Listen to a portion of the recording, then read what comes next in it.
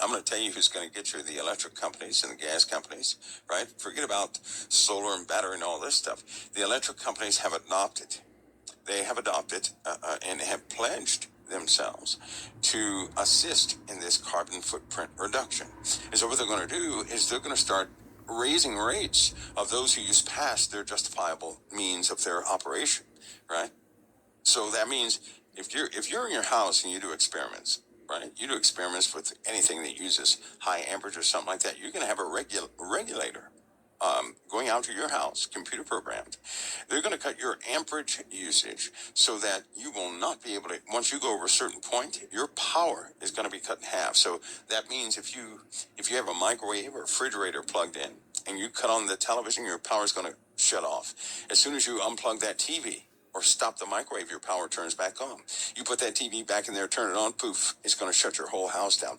This is how they're going to do it, which is why they changed all those electronic meters. And yes, it does give people a break as far as going out to your house and shutting power on or turning power on.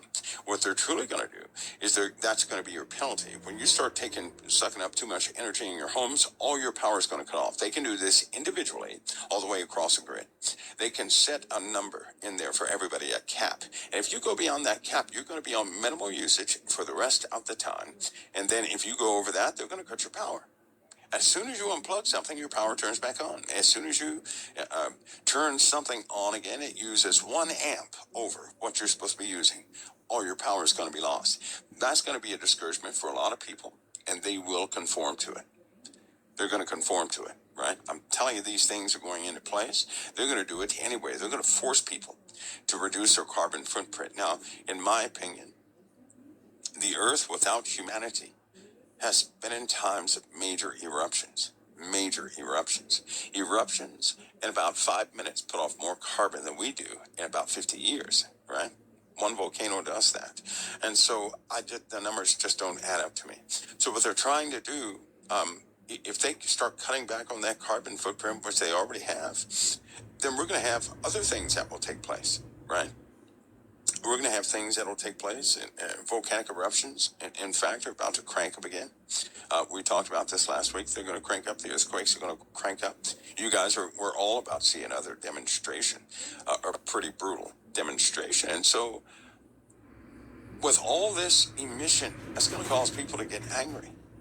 It's going to cause governors to get angry. They're going to say, well, your plan is just, the numbers just aren't adding up.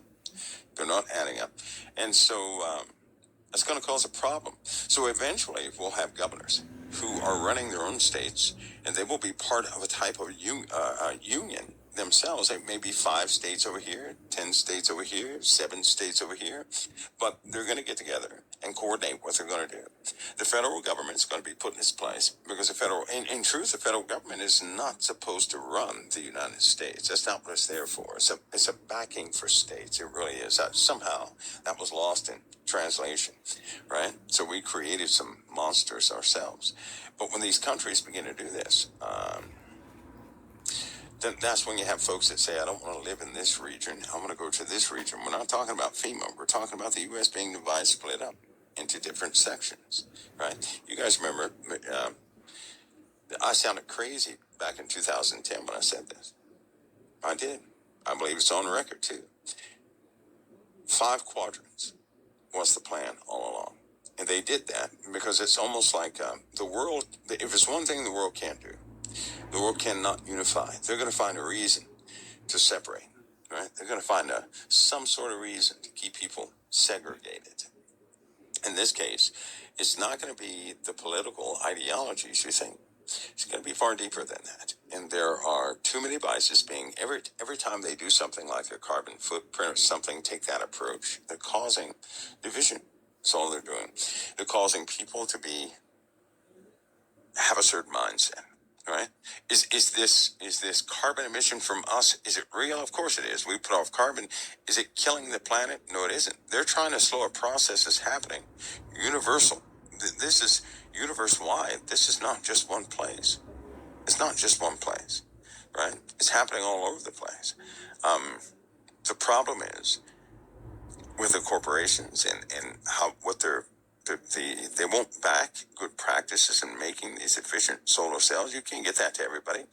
Although we'll have sun, we're also going to deal with a world of ash. So then sunlight's out of the question. We're going to have high winds, but a turbine's not going to run when you have ash slamming into it. That's glass, by the way, cutting up all the blades. Those blades are huge, and they have to be of a specific weight, right? So which means they're going to invest trillions of dollars to put turbines in the oceans. You guys do know this, right? There could be a lot of turbines in the oceans. But then the oceans, they're going to start losing water. And all this stuff they're putting in the ocean, do you guys know they have 6 turbine farms right now in the ocean? Do you guys know that? In the ocean? Now, you may say, well, nothing's wrong with that. Yeah, sure it is. Sure it is. Do you know how much oil one of those turbines it utilizes just to lubricate itself? It's not being lubricated by salt water. It is corrosive. It's not being lubricated by salt water. Do you know how big of a hazard that is?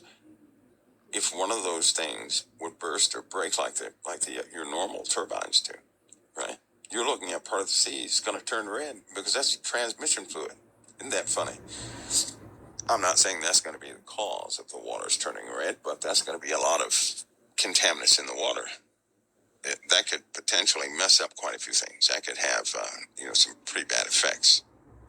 Pretty bad effects.